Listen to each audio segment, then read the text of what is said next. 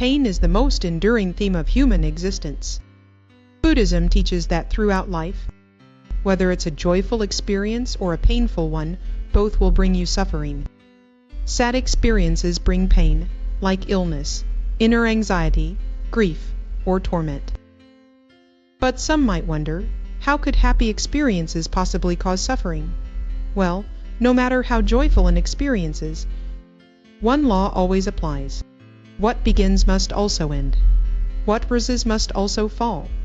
The moment happiness appears, its disappearance is already certain. And just as that joy starts to fade, the pain returns once more.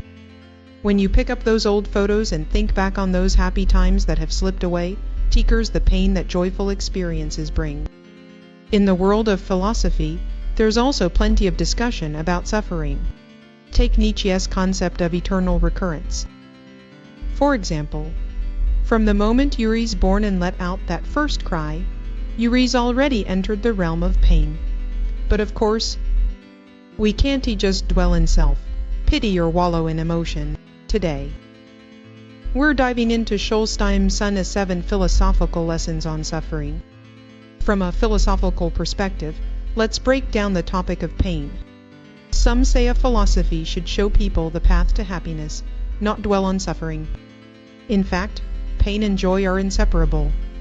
Avoiding the topic of pain is a lot like how people treat death and sex, taboo subjects. Even mentioning sex makes people uncomfortable, and words that sound like death are seen as bad luck. But that's exactly why we might not learn enough about death or sex. And without that knowledge, we're just lost when we actually have to face these things. So this book offers a more academic perspective on the topic of suffering. Of course, you can't really talk about this topic without bringing religion into it. After all, the central symbol of Christianity is the crucifixion of Christ. And the very first realm in Buddhism is the realm of suffering. But this book's still focus is mainly on philosophy. To solve any problem, you have to look at two things. First, what it is, and second, what to do about it. So here is how pain is defined. Pain is a broad and unsettling human experience. It includes physical suffering, but also mental and emotional torment. Pain has two fundamental traits: its universal existence and its perceived meaninglessness. But what about animals? Maybe if we were animals, we wouldn't feel pain. But the truth is, the price of all life is death. Any living thing with a nervous system, from the simplest crustaceans to the most advanced creatures, experiences physical pain. So how do we understand animal suffering? Schopenhauer had a thought experiment. Imagine you could hear a dog's whimper and understand it. He said that all creatures, from the simplest to the most advanced on the evolutionary chain, suffer physical pain. That's how we should try to understand it. Schopenhauer said you could imagine one animal and then another.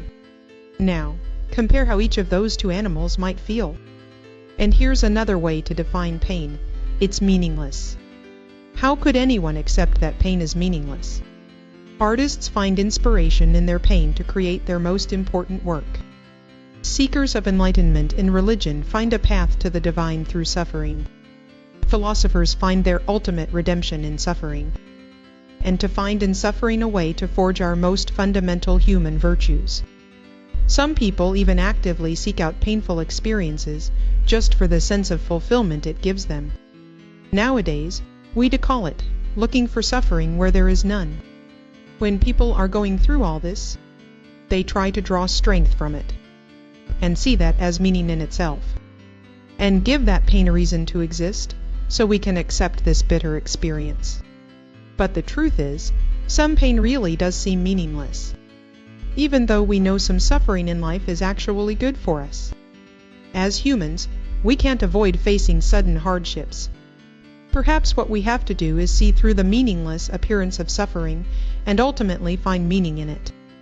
The story of the 7 Smiths is one we all know well, classic tale about pain and its contradictions. A father's son breaks his leg and is left disabled, a cripple for life. But because of that limp, He avoids an ambush and survives the war. So, did his suffering have meaning? That pain? That crippled leg, did it really mean anything? Truth is, it didn't mean nothing. Meaning is something we discover for ourselves. Because his son's leg was crippled, he survived because it happened during wartime. But what if it hadn't been wartime?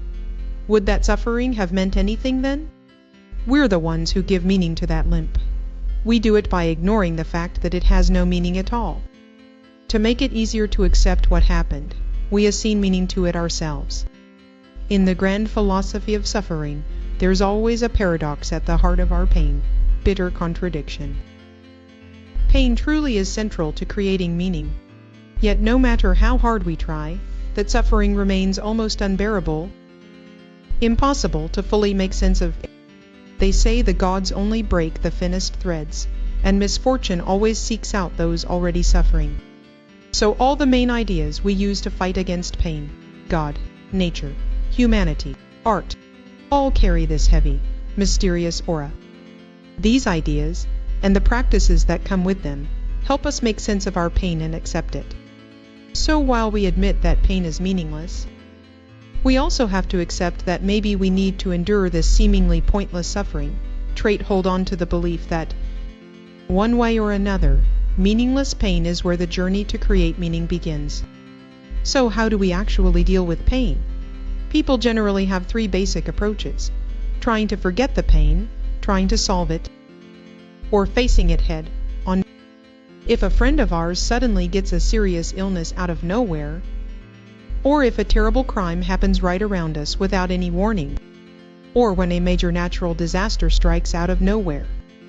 When it happens close to us, when we experience it firsthand, when we experience it firsthand, when we experience it firsthand, when we experience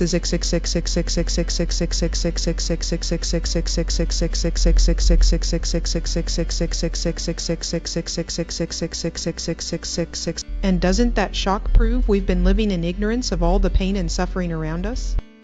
The French philosopher Pascal once said that people can never truly overcome death, pain, and ignorance. So to be happy, they decide not to think about these things. Isn't it strange? We see people around us dying all the time. Yet they never believe that one day, they too will die. The present moment is often painful. To avoid that pain, we just stop thinking about the here and now. Pushing it out of sight, and forgetting the pain, is our most basic, most instinctive way of dealing with suffering. But this approach feels a bit passive. So let's talk about the second way to deal with suffering. Here, we're drawing on some ideas from utilitarianism. So, what is utilitarianism? It's the view that whether an action is right or wrong, whether it's moral, depends on the happiness it produces. If an action creates happiness, then it's right, it's moral. And happiness here means pleasure and the absence of pain. So, morality is tied to the happiness an action creates. If it produces happiness, it's right, it's moral. Happiness means pleasure and freedom from pain. Morality is tied to the happiness it creates. If it produces happiness, it's moral. Happiness means pleasure and the absence of pain. According to utilitarianism, pleasure and pain can even become the standard by which we judge morality. If that's the case, and the standard for judging morality is chasing pleasure and avoiding pain, well, some might argue that when people break the law, the criminals themselves might actually feel pleasure in the act. So, is that action actually moral? Utilitarianism says it all comes down to the numbers. It all comes down to whether it brings happiness to the greatest number of people. Take the recent viral story about the Hogor incident, tossing something into a hot pot. It sounds ridiculous, right? For the perpetrator, it was a way to relieve stress. But what about the victim? And what about the potential impact on society? When illness causes human suffering, we tackle the disease itself by solving medical challenges. If your living conditions are tough and financial struggles are causing you pain, then learn some skills and make more money. Besides that, We can also push the government to tackle social welfare issues. In short, utilitarianism says if you have a headache, just take a painkiller. If you're diagnosed with a terminal illness, you go under the knife to end the suffering. This attitude of solving pain has driven us to create all sorts of inventions to improve our lives. Most of human civilization, huge parts of science, politics, and all of technology stems from this mindset of fixing what hurts. In his book, Utilitarianism, John Stuart Mill points out that the greatest happiness principle comes from two inner impulses within us. The first is our own innate desire for happiness. The second is our innate moral impulse toward others. When you combine these two, you realize that we should bring happiness not just for ourselves, but for everyone we affect. And through that, suffering gets resolved. But someone might say, what if the pain I'm facing right now is beyond my ability to solve? This pain, I can't ignore it. I can no longer fix it. I'm backed into a corner with nowhere left to retreat. So what should I do then? At this point, we need to move to the third approach, facing the pain head on. Let's talk about belief. This word is really important. Why do we endure suffering? Studying hard every day to pass an exam, pushing through muscle pain during workouts, trait fascicle of tearing and healing, sticking to a boring skincare routine day after day. Why do we do it? Because we have belief. What does that mean? It means we hold on to the conviction that our efforts will be rewarded. Because we hold on to that belief, we're willing to endure all this pain. However, in countries with poor economies, torn apart by war, death could come at any moment. You could work hard and still lose your job without warning. Your boss might just disappear overnight. When the things you believed in prove unreliable, people fall into a state of emptiness. When you stop believing in anything, you lose your sense of purpose. You no longer know how to go on living, or why you should even try. Nietzsche called those who sink into this emptiness the last man. They slowly sink into a state of numbness, living like complete zombies. If a society loses its beliefs, we'll end up with masses of last men. That's a terrible outcome. If things keep going that way, humanity could just fade into extinction. So Nietzsche warns us, we must never become the last man. So what are we supposed to become then? Nietzsche says, the Untermensch. The Untermensch is someone with incredible willpower, unwavering resilience, and a higher purpose. This is the path to becoming that kind of person. We have to go through 3 stages: the camel stage, the lion stage, and the child stage. In the camel stage, it's all about endurance. We have to endure all kinds of pressure, from family, from society, from work, pressure coming at us from every direction. We study hard, we work hard, we train our bodies. In this stage, all we can do is endure. But the goal is to make yourself stronger, both in mind and body.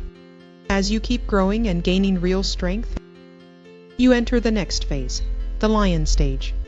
At this point, you've built up some power and developed a stronger inner spirit. Now you can break free from certain constraints and start doing what you truly want. With greater freedom comes more self-awareness, which opens the door to the final stage, becoming the Untermensch. That is the third phase, G-child stage. Here, you can do anything you desire and chase your dreams. A child isn't weighed down by outside pressure. They just follow their own heart, thinking only the thoughts they want to think. Now, this child is really more of an abstract idea. It represents a state of true freedom in the purest sense. But here is something important to note. Nietzsche's 3 stages are all about inner transformation, changes in your will, not your social status.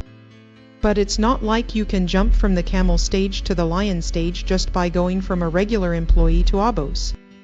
But the truth is, without actively seeking change or spiritual growth, even people with high social status might remain stuck in the camel stage, or worse, end up as nothing more than the last man. After going through all 3 stages, it is entirely possible to reach the Unbermensch phase. Why? Because humans are amazing exploratory beings, creatures who look up at the stars from Earth, as one scientist put it. We are incredible probing machines, gazing at the cosmos from this planet. It is precisely because we're this kind of magical, searching species that ascending to the Unbermensch is truly possible. Scientists can calculate data from stars tens of thousands of light years away. Water evaporates, condenses, and falls back down in a cycle that spans hundreds of millions of years. Rain falls on Li Shangyan's head, lands in Kauzuken's hands, molecules settle on shoulders. It is a miracle. Human consciousness can actually be reborn. Our awareness is a kind of antimatter. A state of gradual subtraction. Our bodies age, but our spirit has a chance to grow younger. Wisdom keeps accumulating until we eventually become the Untermensch. But the earliest stage of the human spirit, it truly goes through so much pain. When you're young, you're lost and confused, just like an aging body that can't do much but endure. But in the end, your will grows stronger. Confucius described it like this. At 40, he was free from confusion. At 50, he understood heaven as will. At 60, his ears were attuned. At 70, he could follow his heart's desires without overstepping boundaries. This is the opposite of the physical body. At this stage, the body weakens, but the spirit expands. Then Nietzsche introduces another idea, eternal recurrence. And honestly, it is kind of brutal. What does it mean? Imagine your life starting over exactly as it was. Would you do it all again? Some might say, yes. Rebirth story, I'd memorize lottery numbers, cherish every moment with loved ones. But Nietzsche's eternal recurrence means nothing changes. Not a single thing. Your life repeats exactly as it was, every action, every choice, every moment, unchanged. Would you still be willing? Almost no one would, because repetition means endless pain. So what can we do? If you can. Think of it like triggering a cutscene in a video game. Here is one way to see it. Suffering comes from our refusal to accept things. It is a kind of fixation, almost like what Buddhism calls ego attachment. Sure, pain might start because of something outside us. But what really tortures you is your own ego attachment. Like when you accidentally let out a loud fart in a crowd. Whoa, faceplant? Oh, so humiliating. That was so awkward. You think about it on the road. You think about it again and again. You even think about it lying in bed.